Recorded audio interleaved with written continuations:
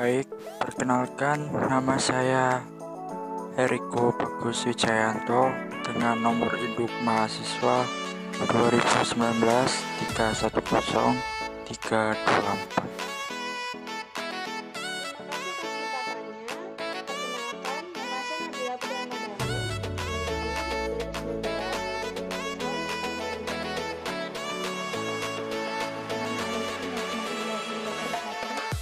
Sebelumnya terima kasih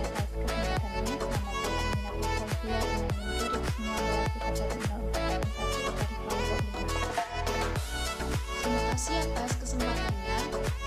Perkenalkan nama saya Novami Ramadhani Rutaharo dengan NIM 2019 310513. Terima kasih atas kesempatannya. Perkenalkan nama saya Zaza Amalia dengan NIM 2019 310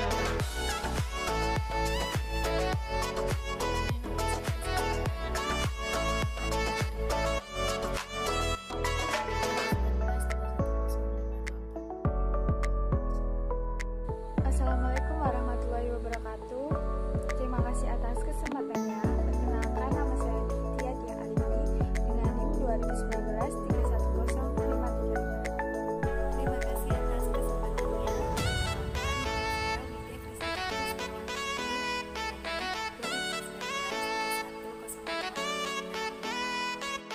Assalamualaikum warahmatullahi wabarakatuh. Terima kasih atas kesempatannya.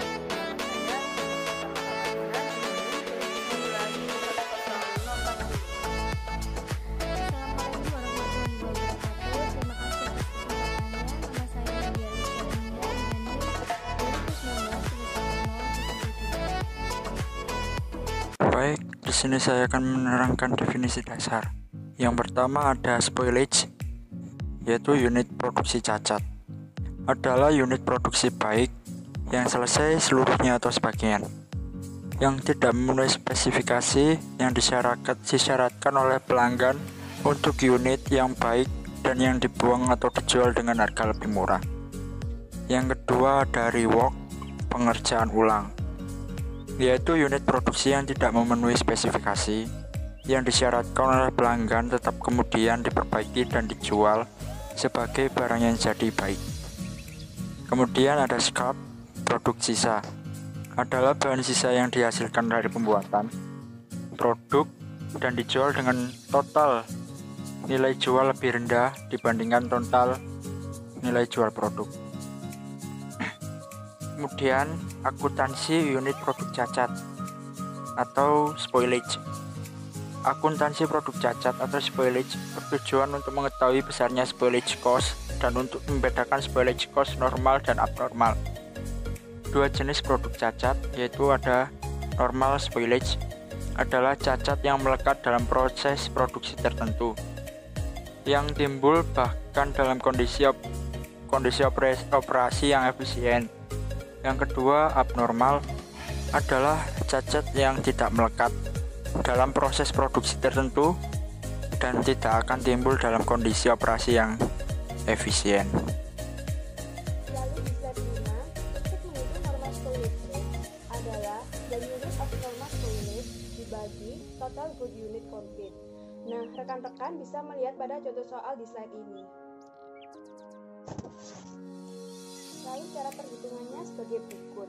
Manufacturing cost per unit $615.000 dibagi 20.500 unit sama dengan $30. Manufacturing cost of good unit alone $30 per unit dikali 20.000 unit sama dengan $600.000. Normal spoilage cost $30 per unit dikali 400 unit sama dengan 12.000.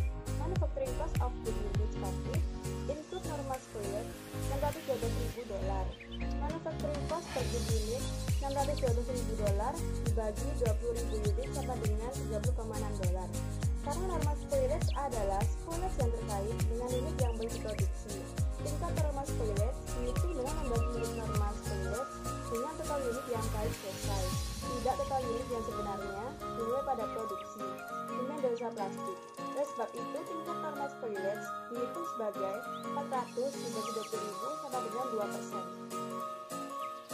Selanjutnya, saya akan menjelaskan pada bagian produk cacat pada proses costing. Pertama, unit produk cacat normal dapat dihitung atau tidak dihitung saat menghitung unit objek dalam sistem penetapan harga pokok proses. Kedua, menghitung semua produk cacat dianggap lebih baik dan akan digunakan dalam studi di sini. Unit spoilage abnormal harus dihitung dan dicatat secara terpisah dalam akun kerugian dari kerusakan abnormal. Unit spoilage normal dapat dihitung atau tidak dihitung saat menghitung unit keluaran fisik dan ekuivalen dalam proses costing. Spoilage biasanya diasumsikan terjadi pada tahap penyelesaian di mana inspeksi dilakukan. Akibatnya, unit rusak dalam bentukan diasumsikan 100% lengkap untuk bahan langsung. Titik inspeksi adalah tahapan proses produksi di mana produk diperiksa untuk menentukan apakah produk tersebut dapat diterima atau tidak. Kerusakan atau cacat normal adalah kerusakan yang melekat dalam proses produksi tertentu yang tetap saja terjadi meskipun operasi telah berlangsung secara efisien. Sedangkan tingkat kerusakan normal dihitung dengan membagi unit kerusakan normal dengan total unit yang baik yang telah selesai. Berbeda halnya dengan kerusakan atau cacat abnormal, yang mana kerusakan yang tidak melekat dalam proses produksi tertentu dan tidak akan terjadi pada kondisi operasi yang efisien. Cacat mungkin terjadi pada berbagai tahap proses produksi, namun biasanya terdeteksi hanya pada satu atau lebih titik inspeksi. Biaya unit cacat normal dan abnormal sama ketika keduanya terdeteksi pada titik inspeksi yang sama.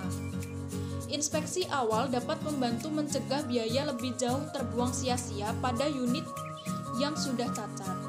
Perusahaan sering melakukan banyak inspeksi dan juga memberdayakan pekerja untuk mengidentifikasi dan mengatasi cacat secara tepat. Selanjutnya, materi akan disampaikan oleh rekan saya. Terima kasih. Baik, di sini saya akan menjelaskan tentang akuntansi produk sisa atau scrap. Produk sisa, scrap, bahan sisa yang dihasilkan dari pembuatan produk. Yang kedua, nilai penjualannya rendah dibandingkan dengan nilai penjualan produk baru. Yang ketiga, tidak ada perbedaan antara scrap normal dan abnormal karena tidak ada biaya yang dibebankan untuk produk sisa. Sekian presentasi dari saya. Wassalamualaikum warahmatullahi wabarakatuh. Saya akan menyebutkan dua aspek akuntansi produk sisa atau scrap. Yang pertama ada perencanaan dan pengendalian, termasuk pelacakan fisik. Yang kedua ada biaya persediaan atau inventory costing, termasuk kapan dan bagaimana pengaruhnya terhadap karakteristik rework. Perbedaan antara spoiled product dengan rework product terletak pada bisa atau tidaknya barang tersebut untuk dikerjakan atau diproses ulang. Rework product dapat diperbaiki kembali, sementara spoiled product tidak dapat dipulihkan lagi kondisinya. Pencatatan atas rework product berfokus pada pembebanan atas biaya produksi yang dikeluarkan dalam rangka untuk memproses atau mengerjakan ulang suatu produk agar kembali sesuai dengan persyaratan perusahaan. Pembebanan biaya produksi tersebut tentu saja mencakup biaya bahan baku langsung, biaya tenaga kerja langsung, dan biaya overhead. Selanjutnya, saya akan menjelaskan tentang akuntansi untuk rework.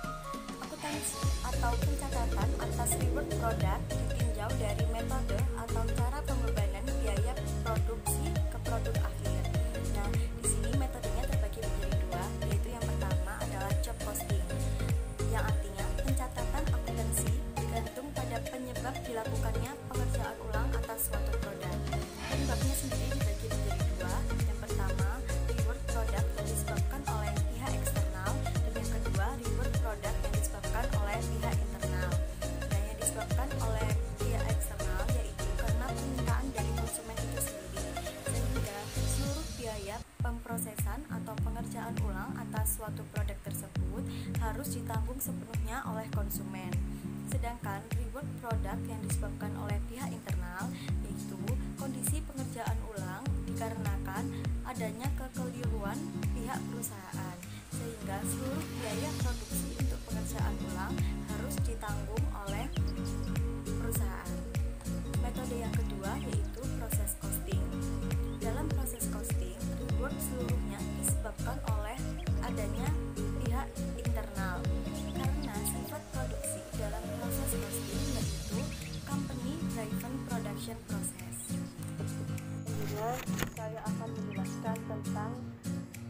mencatat transfer unit barang yang belum selesai dan mencatat kerusakan abnormal yang dideteksi.